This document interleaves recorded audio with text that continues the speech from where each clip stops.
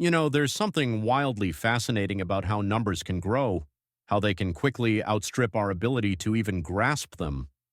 Take 52 factorial, or 52 with an exclamation point after it, for example. If you've never heard of it before, it's what you get when you multiply all the numbers from 52 down to 1. It's like saying 52 times 51 times 50, and so on, all the way down. Sounds simple enough, but the result is anything but simple. The number you get is staggering. It's 8.0658 followed by 67 more digits. To put that in perspective, this number is so big it makes counting grains of sand on every beach in the world seem trivial. Even comparing it to the number of atoms in the observable universe doesn't quite do it justice. And all of that comes from just 52 factorial. But what really brings this number to life is the example of shuffling a deck of cards. Imagine this. When you shuffle a standard deck of 52 playing cards, the arrangement you create is almost certainly one that's never existed before in the history of the universe. Why? Because there are 52 factorial possible ways to order those cards. Let's frame this. Say you could magically shuffle one deck every second without stopping 24/7.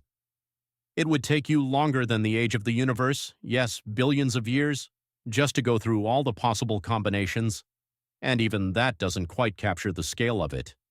There's this thought experiment I've always loved. Imagine you place a single step forward along the equator once every billion years. Just one step every billion years, slowly circling the Earth.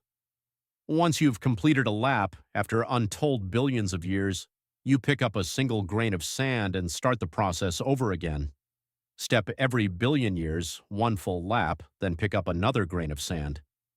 When you've cleared all the sand off all the beaches in the world, you place a single drop of water into the Grand Canyon and start over. Repeat this until the Grand Canyon is full of water. Then, and only then, reset your task by emptying the Grand Canyon, replacing all the sand on the beaches, and starting the whole process again. By the time you've finally gone through this unimaginable process enough times to equal 52 factorial seconds, you'll still only be partway through shuffling every possible deck arrangement. It's absurd. That's the power of factorials. They explode into incomprehensible size. And what's fascinating is that it's not just a mathematical curiosity. Factorials underpin so much of how we understand probability and statistics. They're used in everything from calculating odds in card games to understanding permutations in biology or algorithms in computer science.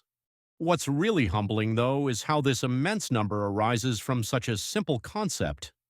It's just the natural result of asking how many ways there are to arrange 52 items. It reminds me of how complexity and beauty often emerge from the simplest ideas. Think about it. A deck of cards is something we've all held in our hands. We shuffle it for fun, to pass the time, or to start a game. But within those shuffles lies this mind-boggling scale, this unseen realm of possibility. It's a reminder that even the ordinary can be extraordinary if you look closely enough. So, next time you pick up a deck of cards, pause for a moment. Think about how many combinations are hidden in that stack of paper. Think about the sheer scale of 52 factorial. It's just a number, but it's also so much more than that.